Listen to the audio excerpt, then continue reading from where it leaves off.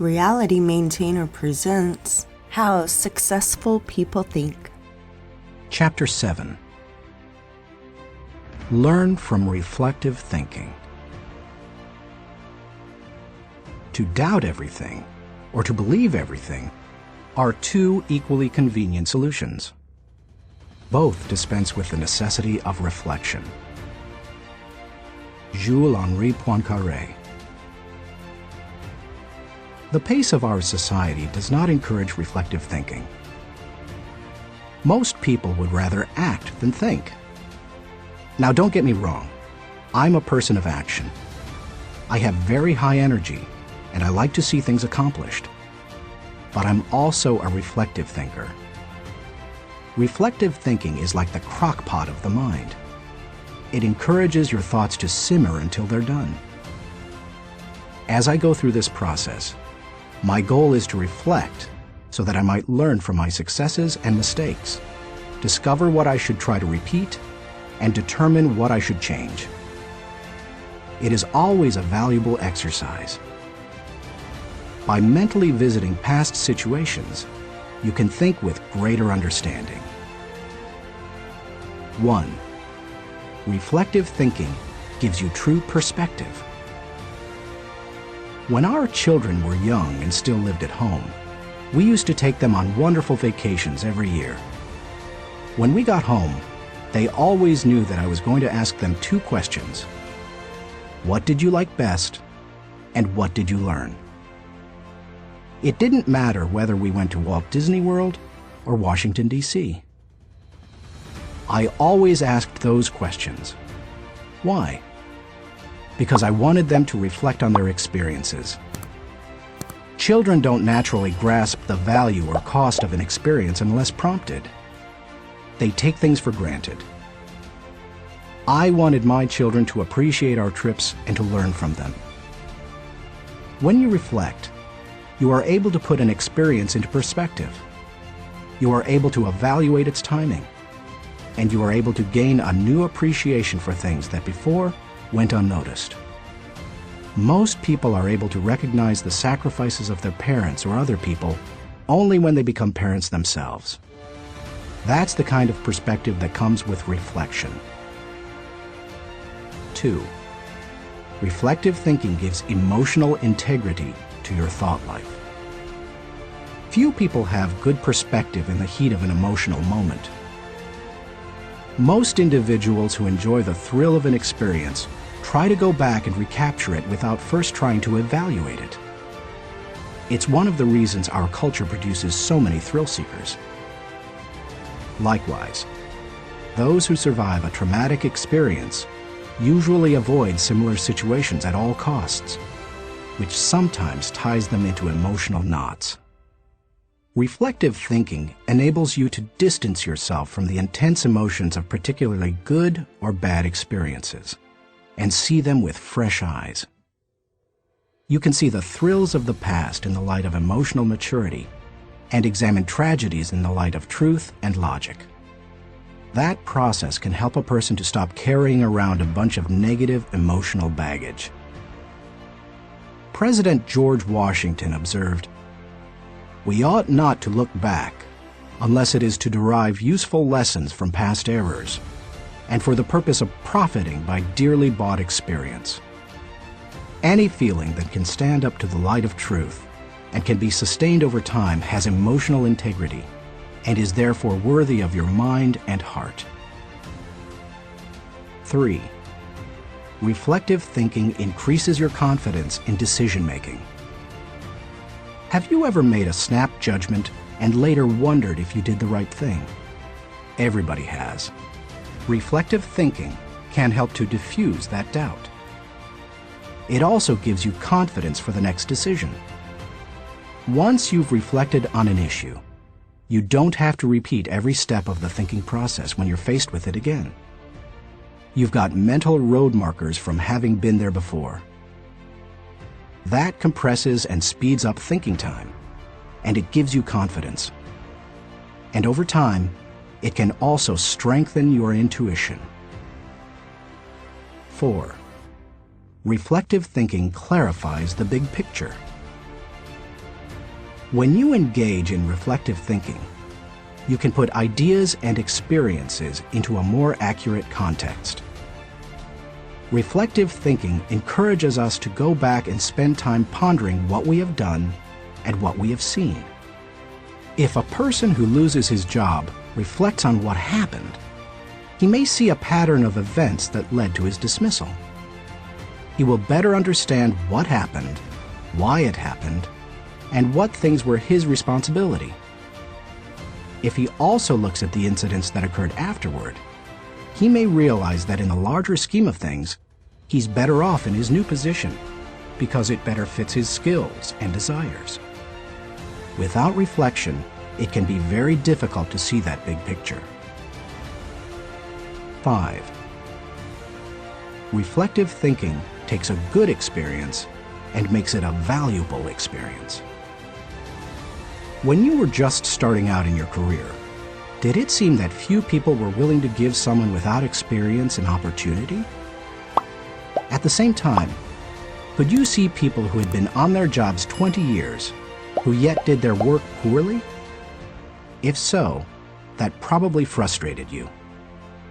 Playwright William Shakespeare wrote, "Experience is a jewel, and it had need be so, for it is often purchased at an infinite rate." Yet experience alone does not add value to a life. It's not necessarily experience that is valuable. It's the insight people gain because of their experience. Reflective thinking turns experience into insight. Mark Twain said, "We should be careful to get out of an experience all the wisdom that is in it. Not like the cat that sits down on a hot stove lid. She will never sit down on a hot stove lid again, and that is well. But also, she will never sit down on a cold one anymore." An experience becomes valuable when it informs or equips us to meet new experiences. Reflective thinking helps to do that. How to embrace the lessons of reflective thinking. If you are like most people in our culture today, you probably do very little reflective thinking. If that's the case, it may be holding you back more than you think. Take to heart the following suggestions to increase your ability to think reflectively. 1. Set aside time for reflection. Greek philosopher Socrates observed, "The unexamined life is not worth living." For most people, however, reflection and self-examination doesn't come naturally. It can be a fairly uncomfortable activity for a variety of reasons. They have a hard time staying focused. They find the process dull, or they don't like spending a lot of time thinking about emotionally difficult issues. But if you don't carve out the time for it, you are unlikely to do any reflective thinking. 2. Remove yourself from distractions. As much as any other kind of thinking, reflection requires solitude. Distraction and reflection simply don't mix. It's not the kind of thing you can do well near a television, in a cubicle, while the phone is ringing, or with children in the same room. One of the reasons I've been able to accomplish much and keep growing personally is that I've not only set aside time to reflect, but I've separated myself from distractions for short blocks of time.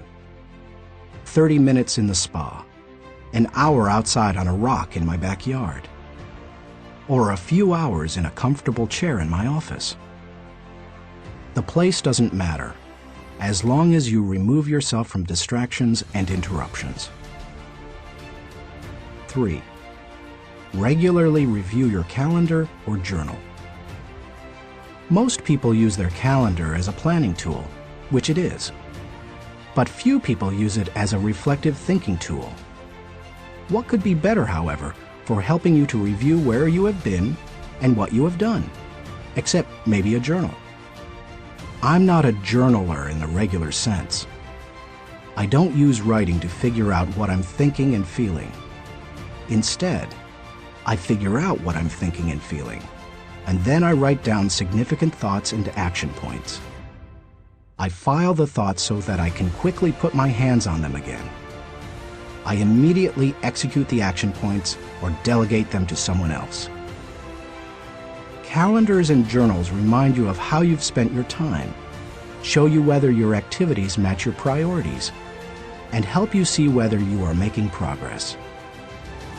They also offer you an opportunity to recall activities that you might not have had the time to reflect on previously. Some of the most valuable thoughts you've ever had may have been lost because you didn't give yourself the reflection time you needed. 4. Ask the right questions. The value you receive from reflecting will depend on the kinds of questions you ask yourself. The better the questions, the more gold you will mine from your thinking. When I reflect, I think in terms of my values, relationships, and experiences. Here are some sample questions. Personal growth. What have I learned today that will help me grow? How can I apply it to my life? When should I apply it? Adding value. To whom did I add value today? How do I know I added value to that person? Can I follow up and compound the positive benefit he or she received? Leadership. Did I lead by example today? Did I lift my people and organization to a higher level? What did I do, and how did I do it? Personal faith. Did I represent God well today? Did I practice the golden rule? Have I walked the second mile with someone? Marriage and family. Did I communicate love to my family today? How did I show that love? Did they feel it? Did they return it? Inner circle. Have I spent enough time with my key players? What can I do to help them be more successful? In what areas can I mentor them? Discoveries. What did I encounter today to which I need to give more thinking time? Are there lessons to be learned? Are there things to be done? How you organize your reflection time is up to you. You may want to adapt my pattern to your own values. Or you can try a system that my friend Dick Biggs uses. He creates 3 columns on a sheet of paper.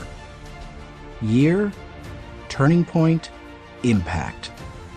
This system is good for reflecting on the bigger picture. Dick used it to see patterns in his life, such as when he moved to Atlanta and was encouraged by a new teacher to write. You could just as easily write event, significance, and action point on a page to help you benefit from reflective thinking. The main thing is to create questions that work for you and write down any significant thoughts that come to you during the reflection time. 5. Cement your learning through action. Writing down the good thoughts that come out of your reflective thinking has value, but nothing helps you to grow like putting your thoughts into action. To do that, you must be intentional. When you read a good book, for example, there are always good thoughts, quotes, or lessons that you can take away from it and use yourself. I always mark the takeaways in a book and then reread them when I'm done with the book. When I listen to a message, I record the takeaways so that I can file them for future use. When I go to a seminar, I take good notes, and I use a system of symbols to cue me to do certain things. An arrow pointing to the right means to look at this material again. An asterisk next to the marked section means to file it according to the subject noted. An open bracket means that I want to use what's marked in a lecture or book. An arrow pointing up means this idea will take off if I work at it. When most people go to a conference or seminar, they enjoy the experience, listen to the speakers, and sometimes even take notes. But nothing happens after they go home. They like many of the concepts they hear, But when they close their notebooks, they don't think about them again. When that happens, they receive little more than a temporary surge of motivation. When you go to a conference, revisit what you heard, reflect on it, and then put it into action, it can change your life. Ultimately, reflective thinking has three main values. It gives me perspective within context. It allows me to continually connect with my journey. And it provides counsel and direction concerning my future. It is an invaluable tool to my personal growth. Few things in life can help me learn and improve the way reflective thinking can. Thinking question. Am I regularly revisiting the past to gain a true perspective and think with understanding?